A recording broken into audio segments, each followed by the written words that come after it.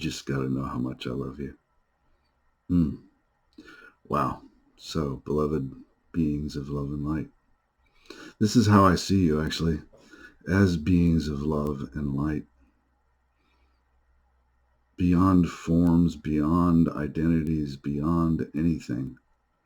And this is kind of why I'm doing this. I feel the need, deep need in me, and this, I guess it's part of my process. But to fully examine what it is that we have created here. And if it's not working, to really, really go deep into finding the roots of the issues that we're facing right now. Not just with the pandemic.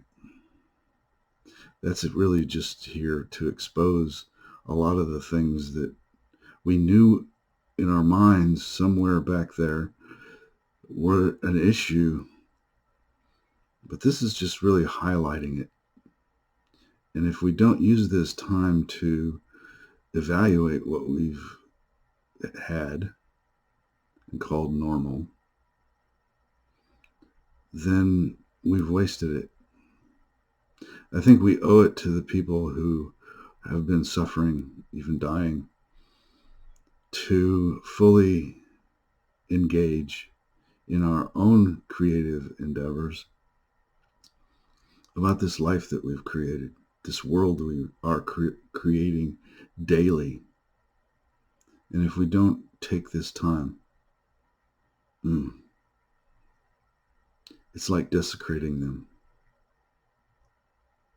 So, the reason why this is part of my process is because I realize that unless a disease, especially a mental collective disease, isn't fully diagnosed, then we're just treating the symptoms and not the root cause. And if we're being, quote, spiritual about a lot of these things and we're just glossing over a lot of these issues, and that doesn't serve us either. So going deep and finding the roots of this is realizing that we do have that power to examine our thoughts, our beliefs, our creative endeavors, and understand what we're about. And in that, and only in that, for me, is how we can be the change.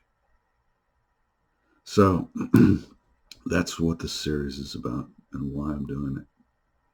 So today, I want to talk about self-centeredness.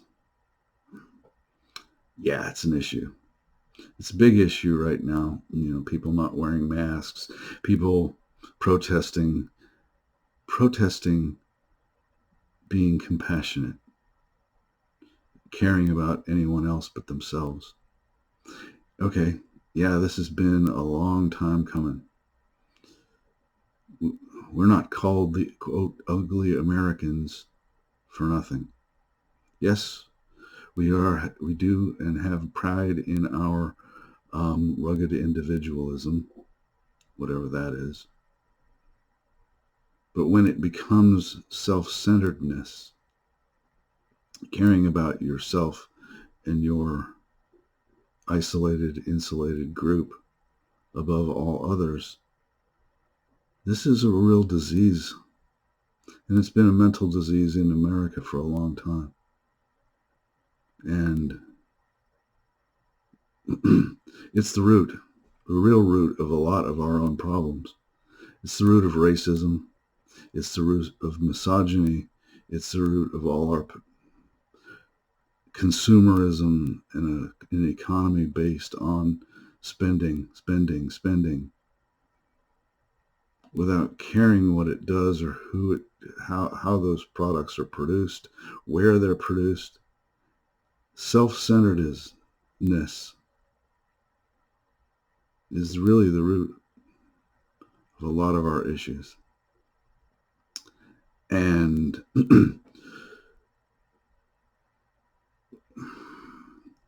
right now, it's really coming to a head.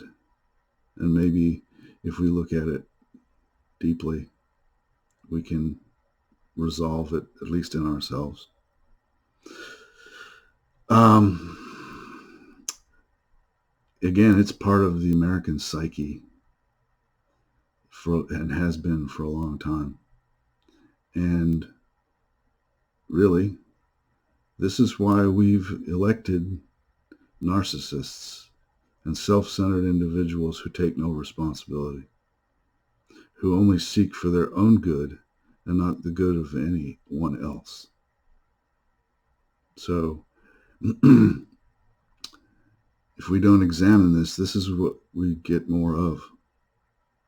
This is what people vote into office. These individuals aren't isolated events. They are actually an indication of our own psychopathy. And again, we'll get more of it if we don't address the issue. So where does this self-centeredness come from? That's could be a master's or doctoral thesis. But for me, it comes from the idea that we are alone. That I have to look out for number one. That no one cares about me and I have to take care of and take everything for myself. It's the root of greed. It's the root of power trips, this self-centeredness. And I have to go within myself to understand that this is what I've been told, that this is how the world works. Well, does it really? Is it really working? I'd say not. Cure. Once we've diagnosed this disease, which it really is a deep, deep disease that manifests in all manner of ways, what's the cure? The cure is, if we get deep down into spiritual reality, that there is no self. The Buddha taught that. Even Jesus taught that. It's saying that it's not me who does this, but it's that infinite power that does the work. The infinite power that he saw in each individual. And that, again, has been contorted over the last few millennia. It's been used as another form of power trip. More self-centeredness. And when I realize that there is no self, when I fall back into the origin of no being is alone, but we are all one, add an L, separate it out, we are all one, then my actions in my mind see something more than what I take for myself. But what can I give? I can give respect. And for me, that's what wearing a mask, social distancing, staying home when I can, is about respect. Respect for even people that I don't know. Because in my mind is the place where separation happens. I see me and I see you and I see people I don't know.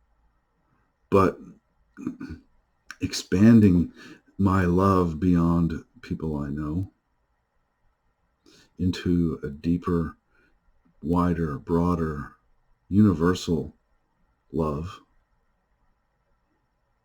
I not just have compassion for those, I love them, respect them, understand that they are another aspect of who I am.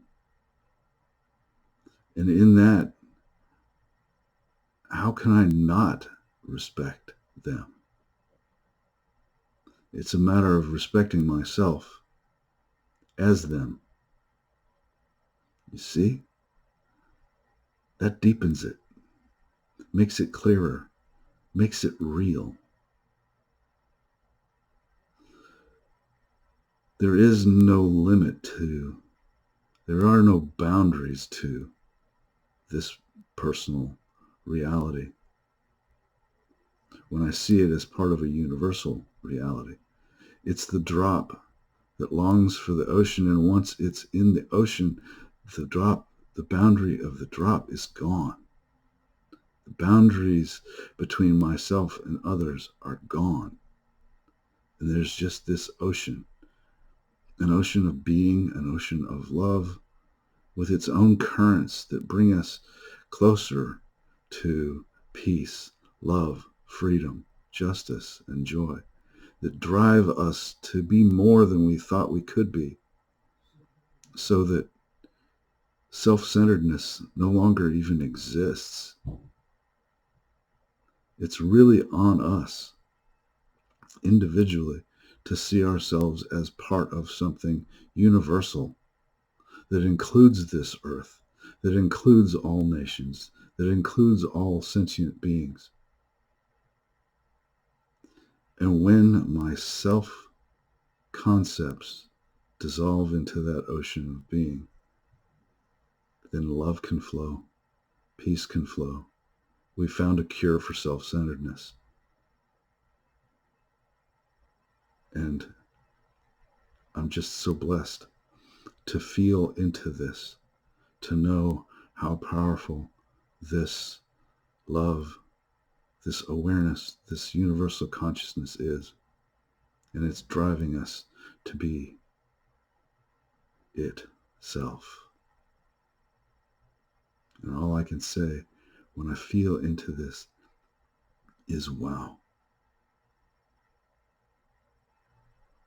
So I have compassion for those people who are affected by this disease of self-centeredness. I feel my anger response and know that this is just the energy trying to get my attention, to shift me into a more universal understanding. And I want to know the same for all beings. In that, we are blessed. We are empowered. We are one. As I let it be so in every aspect of my life, waking me up, enlivening me, allowing me to be fully human. I let it be so, and so it is.